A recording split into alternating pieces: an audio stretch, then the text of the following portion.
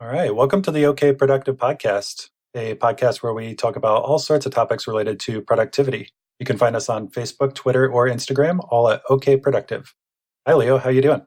Good. I really liked our last episode with Sophia Dagnon talking about writing in a persuasive way, especially for a lot of us who are self-employed and self-starters, and even those of us who just write emails frequently. And she talked quite a bit about emails and how she's found that to be a really great way to persuade folks. And so luckily we have a really great guest on this week who's an expert specifically on email conversion copywriting. And we'll let her explain what exactly that means. But we have with us Laura Lopuch. Hey, Laura. Hey, guys. Thank you so much for having me. Thank you for coming on. I think to me, email conversion copywriting, what it essentially means is like writing to get people persuaded to do something, correct? That's like the big picture view. Another way to look at it is for people to take the action that you want them to take and not getting distracted by like bright, shiny things and taking different actions, like maybe deleting your email. You want them to take the action that you actually need them to take to maybe progress in your sales funnel if you're writing like sales emails, or to hit reply to your email if maybe you're writing, say, like a cold email to set up a, say, sales call with them to pitch your product.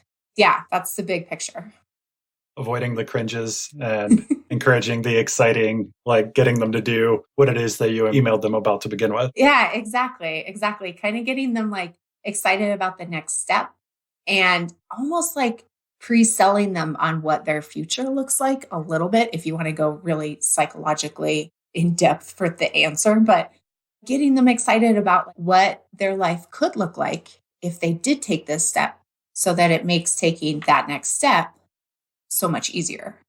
And it's not like pulling them. I like the way you phrase that, how their life could look, because oftentimes, especially those of us that are technical oriented, want to talk features and like widgets and things like that. And oftentimes I need to reorient myself to think about like how their life could be improved by doing whatever you want them to do in the email. And I find that a really great way of putting it. Yeah. Side note, it's also super helpful to use that technique in your everyday life. Like if you're, I don't know about you guys, but I've got a toddler at home and I use this all the time, every day. Like, imagine what we could be doing if you just finished your breakfast. You can use it with your spouse too. Like, yeah. You got two parents here, so we know exactly what you're talking about. Yeah, you can totally use it in all areas. Like I've used it on customer service reps. How can we make this easier? Like maybe the next step is just this. Like how can we just make it a little bit easier and maybe it doesn't have to be hard. Mm-hmm. Exactly. So let's dig into that a little bit. Starting at the beginning, how did you get into copywriting, emailing? So I came in via the dark, deep world of the legal field. So I used to work with attorneys, and basically my job as a paralegal, which is their assistant, I handled all the details. I handled a lot of the scheduling. I made sure that the witnesses were lined up and they were agreeable to like testify in trial or for a deposition. So there was a lot of like, imagine how much easier this could go. And like kind of that like future casting, a lot of persuasive writing, because basically the whole law field is make sure that you've got your bases covered. So if something does go sideways, you have an email to back yourself up and avoid the he said, she said debate.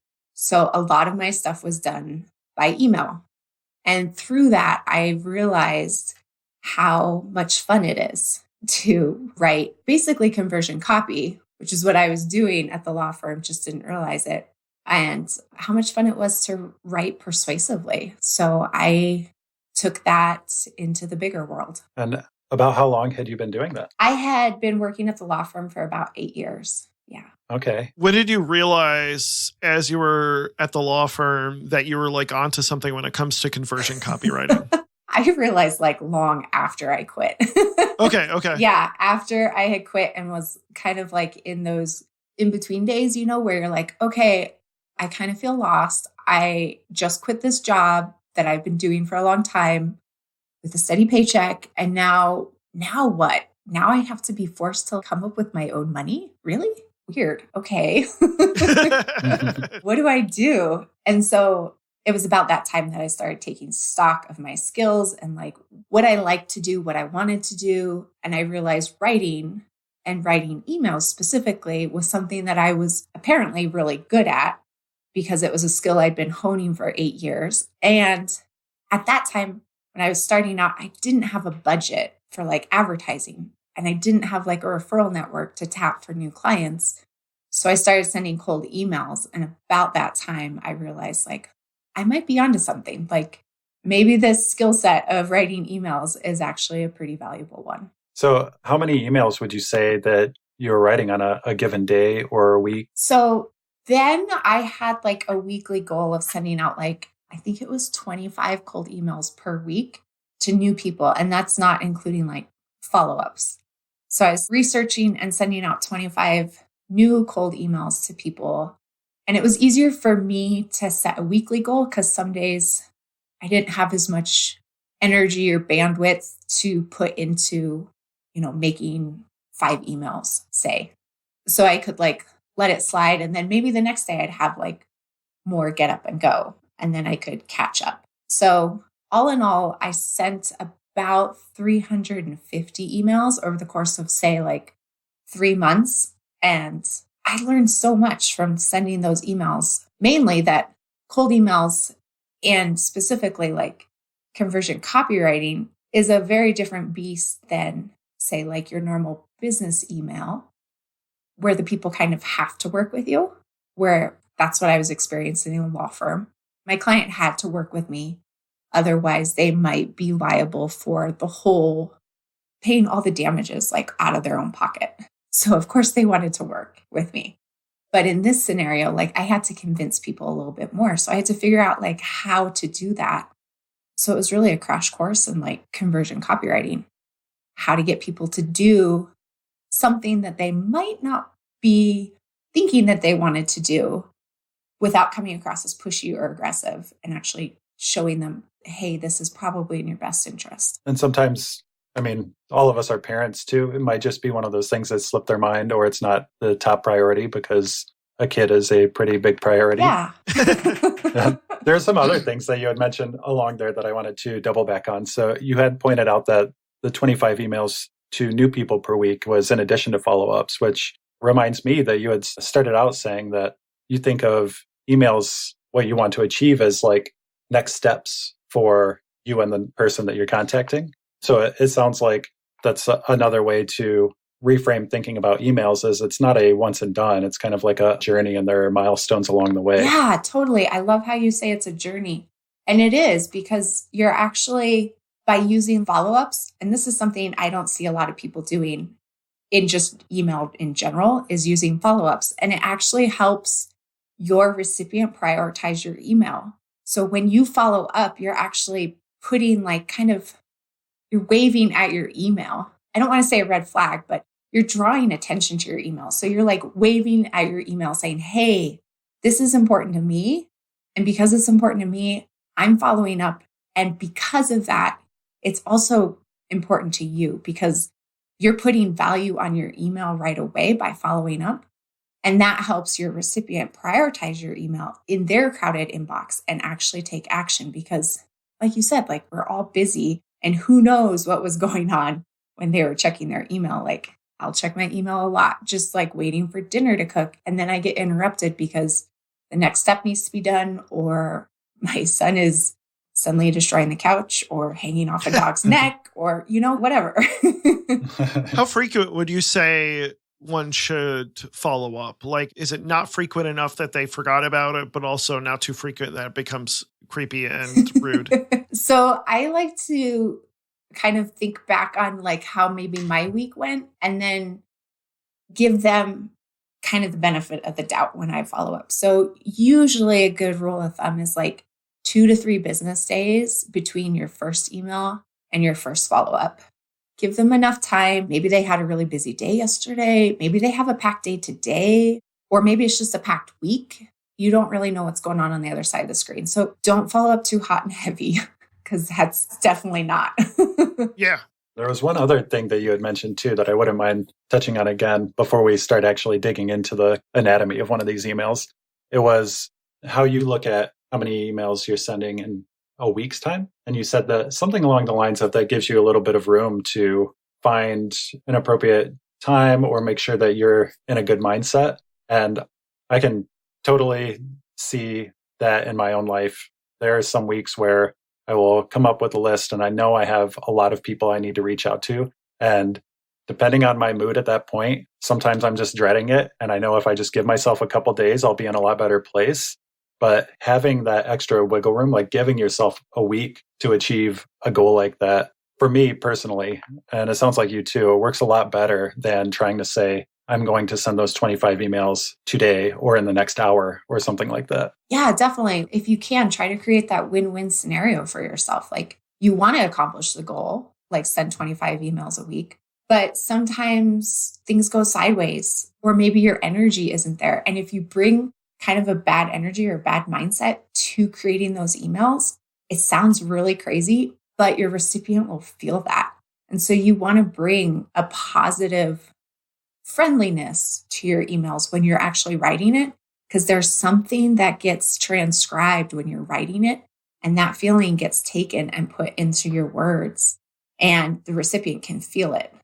So yeah, totally. If you're feeling kind of off, like just let it sit and tackle it tomorrow. Who knows what, the sun might shine brighter tomorrow. You might be in a better mood. Mm-hmm. Yeah, exactly. Let's start digging into what one of these emails might actually look like.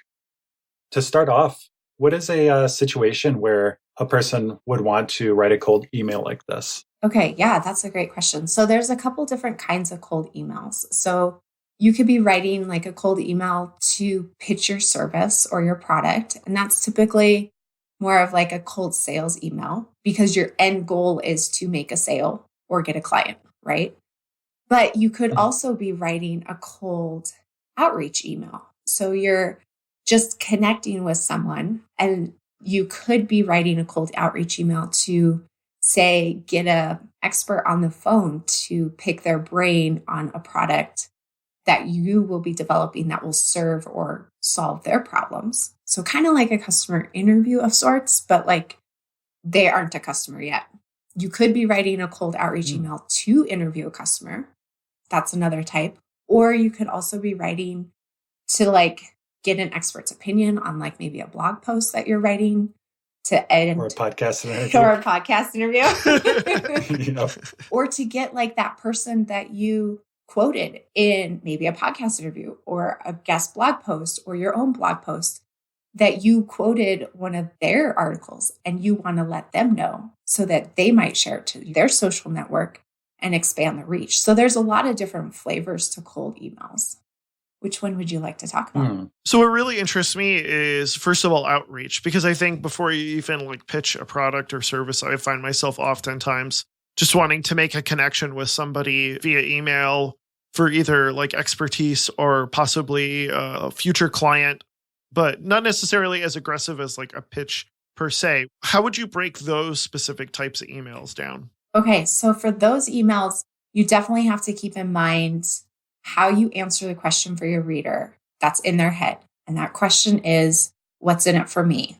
Because you are asking something out of them.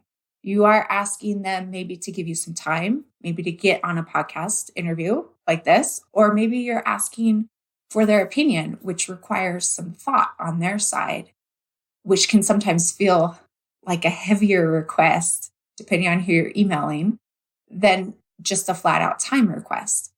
So you have to think about like, why would they say yes? What's in it for them? How can you convince them to go from like, okay, maybe I've never heard of this person to, yes, I will help you out in this way.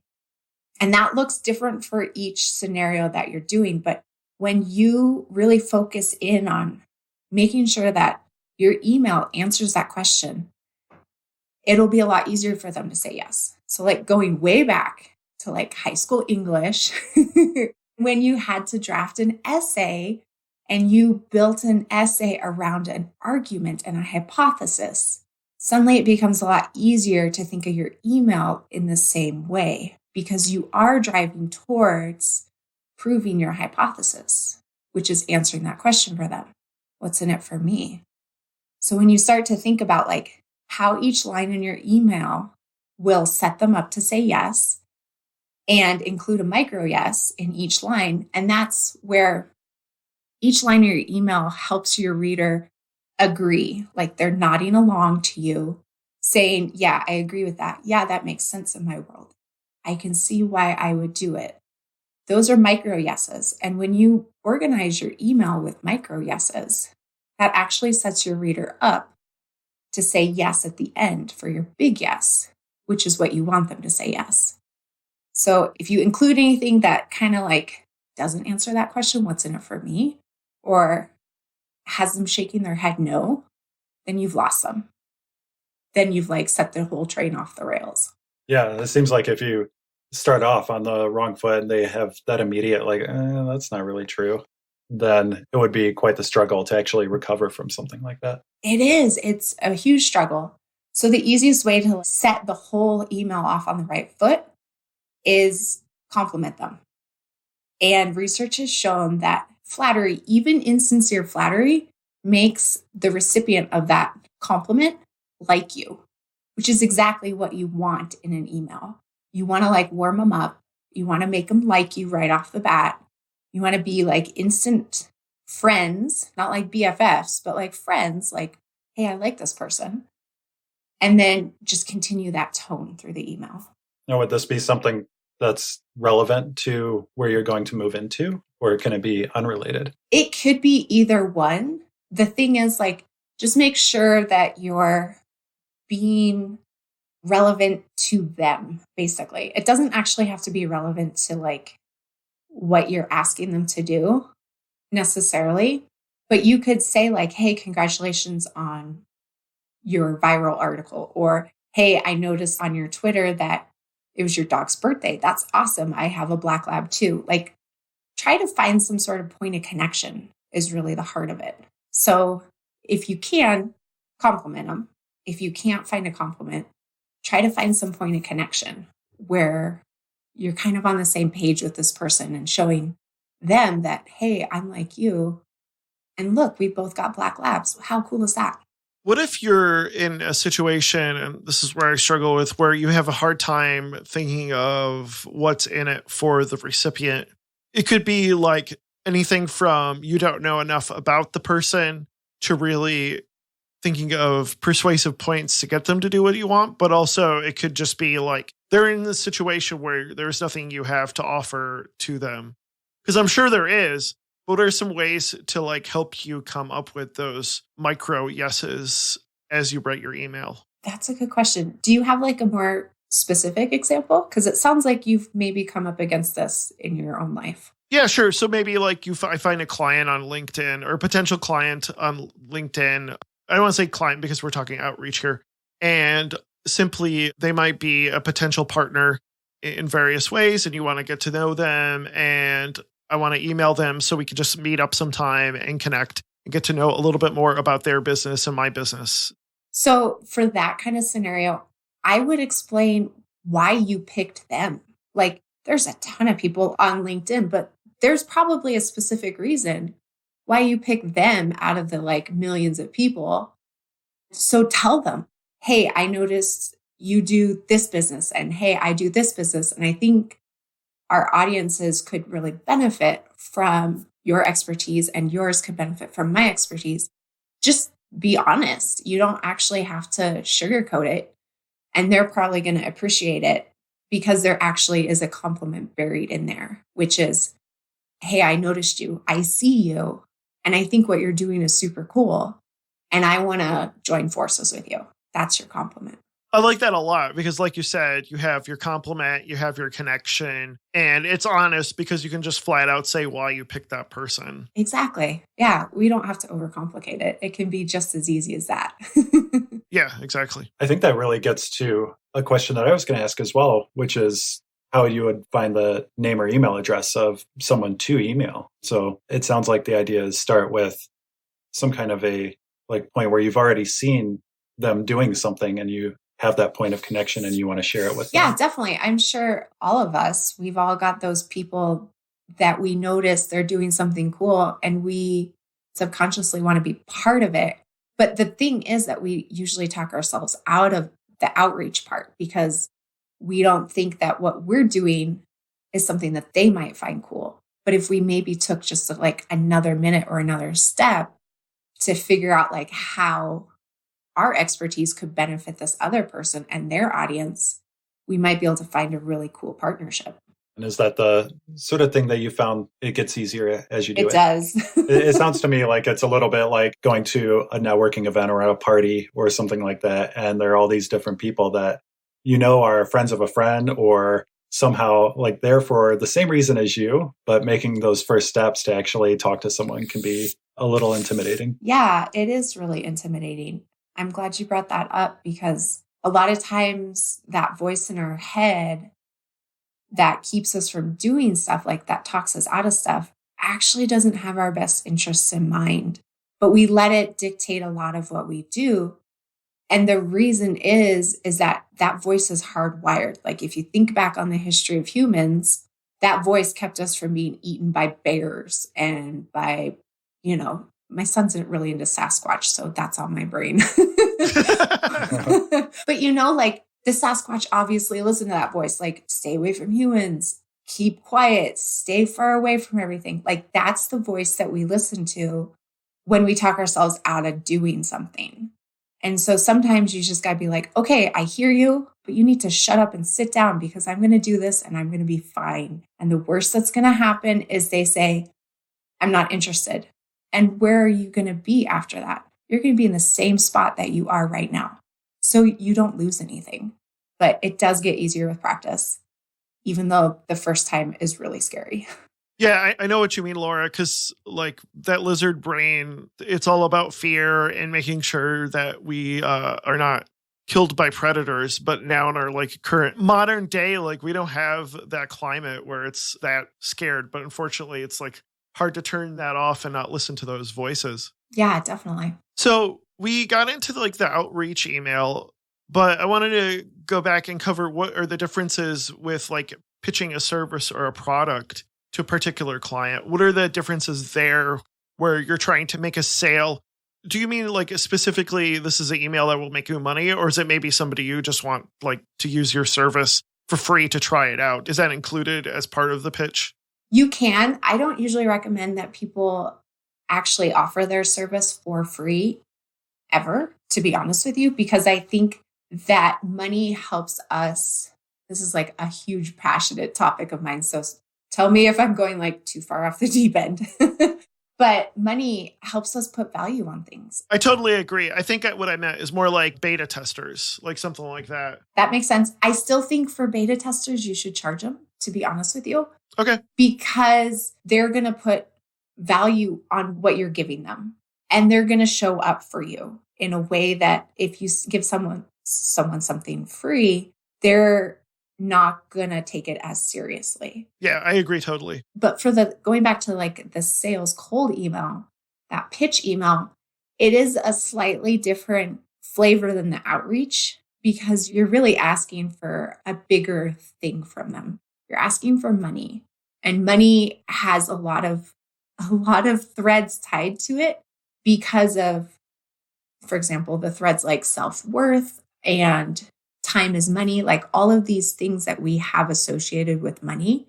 So it can feel a lot harder for people to say yes because you're asking for them to kind of put their money where their mouth is. And that can be harder as opposed to people tend to devalue their time. Like, oh, I'll just mow the lawn instead of paying someone to do it. $30, say, and I could be charging my client $60 or $100 for that hour and making money. But I'm reluctant to spend that $30 to regain my hour. So for the cold sales email, your goal is going to be different because your goal is for them to say yes to the next step. And really for a cold email, it's about starting a relationship with someone versus getting that immediate yes right off the first email, which is super hard to do. Like, Sending cold emails is a lot like approaching that really hot guy or hot girl at the bar and sliding onto the stool next to them. And instead of asking them for a drink, you're like, hey, want to go get married? There's like a chapel around the corner. Like, let's just go get married right now. Yeah, you cool? Okay, we good? Yeah, exactly. Like nobody would say yes. So if you think about it in terms of that, what you want actually out of that first contact, your first cold email is a yes to, hey, can I buy you a drink? Or even less of it, hey, can I sit here? So if you think about it in terms of that, it's actually like what you said earlier, Eric, it's actually a journey. And you're starting a relationship with someone. You don't actually know if it's going to result in a marriage, but you just need to start the conversation. I think that's super helpful too in removing the fear or risk, so to speak, of like, oh, what if this doesn't work out, blah, blah, blah. It's like you said, you're just buying a drink, you're just sitting down and talking to a potential client.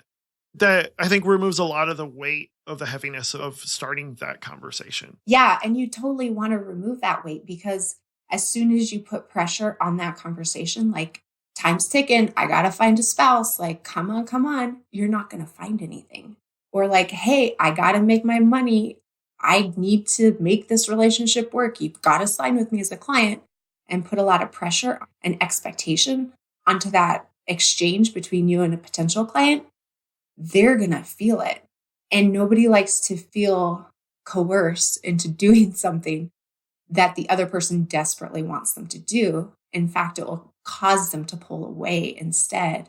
But if you kind of approach it with like a lot less pressure and like, this is just the first step, I'm just testing the waters, it's a lot easier. And it does remove that fear from maybe potentially getting a no, but even sometimes there's fear around getting the yes because now you have to perform sometimes. But it just removes all the fear, actually. I really like that connection to a relationship as well, because lots of relationships are built on a foundation of trust and communication and work better when both of those things are there. Yeah.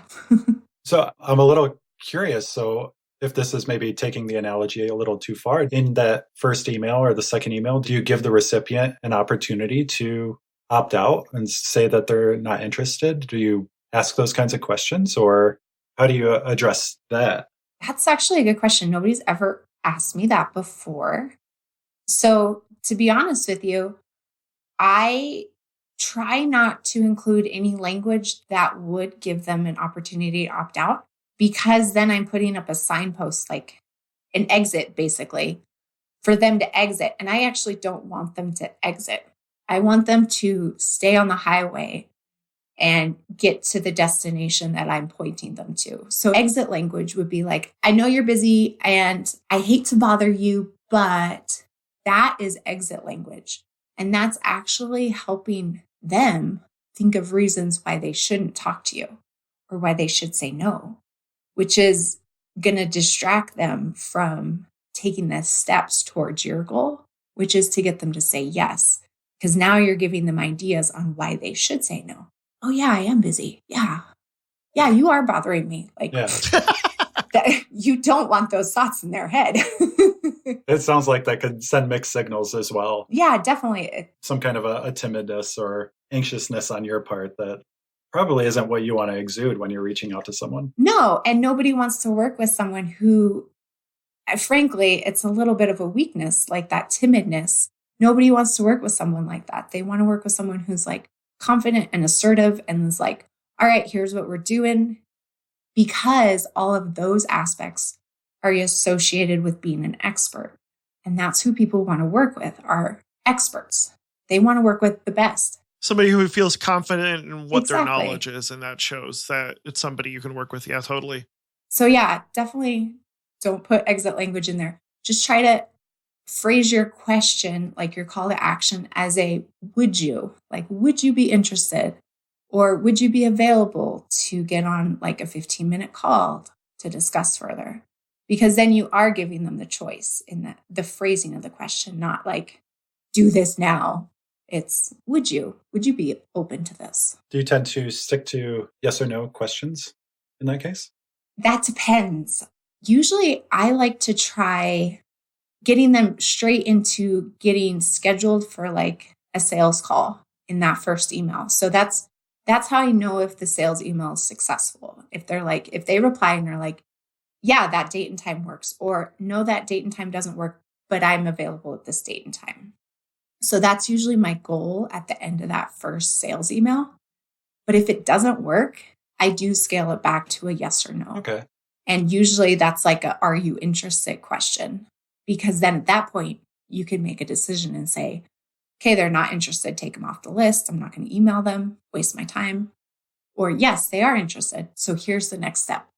Cool, you're interested. Let's get on that call so we can talk further and avoid like the crazy email exchange.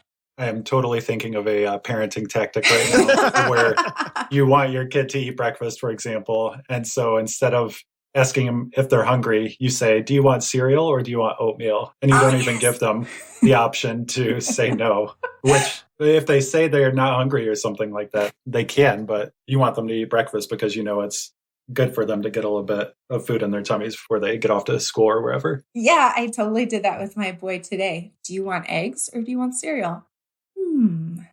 I want eggs. Yep, it's exactly that. And then they feel like they have control in the situation and they have a choice. Then you're not fighting them against, like, okay, you've got to eat your eggs. Like, what is wrong with you? Then they're walking along with you instead of you pulling them, which is never a good feeling. So before we close out, I wanted to talk tools.